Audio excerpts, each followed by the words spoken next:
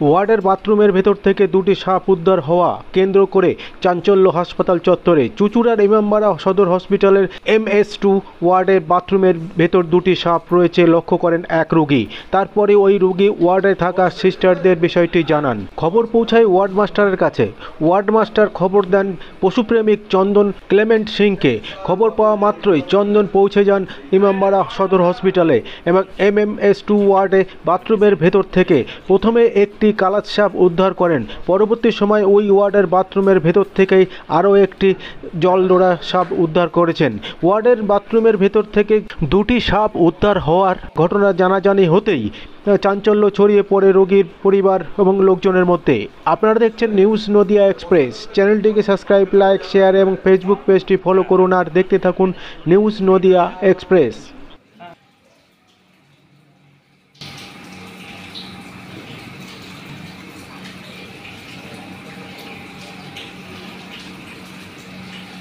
এই জলটা যদি কাউকে কামড়া এত বড় চেয়ার ব্রিডিং হাউসের ভয় পেয়েছেন তোমার অবস্থা খারাপ কিন্তু বাবা মা কি কামড়ে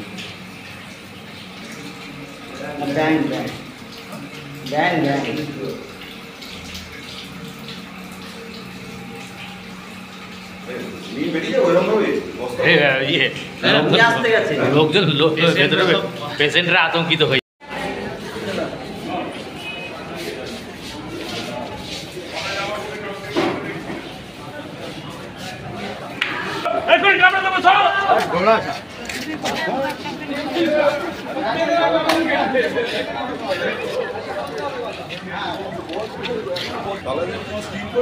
বন্ধ করে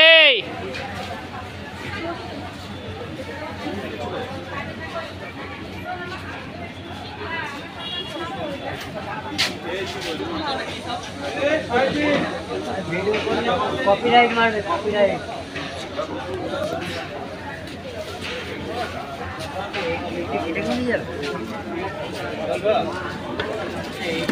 কাগজের কি স্টিল করবে?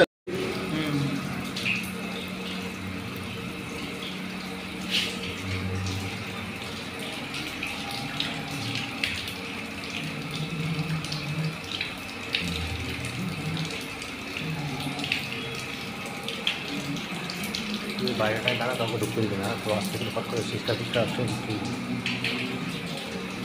হ্যাঁ হ্যাঁ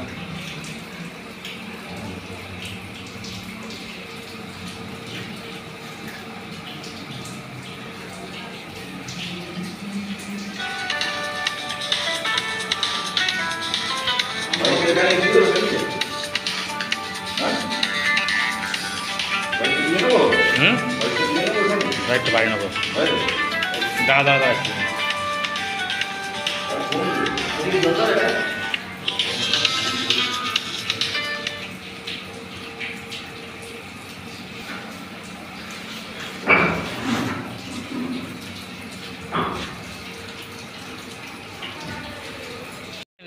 আপনার চুঁচুড়ো হসপিটালে MS2 ওয়ার্ডের মধ্যে বাথরুমের মধ্যে একটা জলঢোড়া সাপ আর একটা কালাজ মানে এশিয়ার মধ্যে সবচেয়ে বিষাক্ত সাপ, এই দুটো ওখান থেকে উদ্ধার করি। কি কি ছিল? একটা কালাজ ছিল কমন ক্রেট আর একটা ছিল জলঢোড়া চেকার স্কিল ব্যাগ, এই দুটো সাপ। এটা কি লুকিয়ে ছিল ভেতরেই? হ্যাঁ, ভিতরে বাথরুম করতে গেছিলেন, তারা দেখতে পান এবং দেখতে পেয়ে নোটিশ করে সিস্টারদের এবং সিস্টাররা ওয়ার্ড মাস্টারকে নোটিশ করেন, তিনি আমাকে ফোন করেন, আমি আসি সাপ দুটোকে উদ্ধার করি এবং তাদের যে যথাযোগ্য বাসস্থান সেখানে আবার ছেড়ে। কালাসটা কতখানি লম্বা? কালাসটা 3.5 ফুট হবে। আর জলডোরাটা? জলডোরাটা ওই রকমই গাছ কাছাকাছি প্রায়।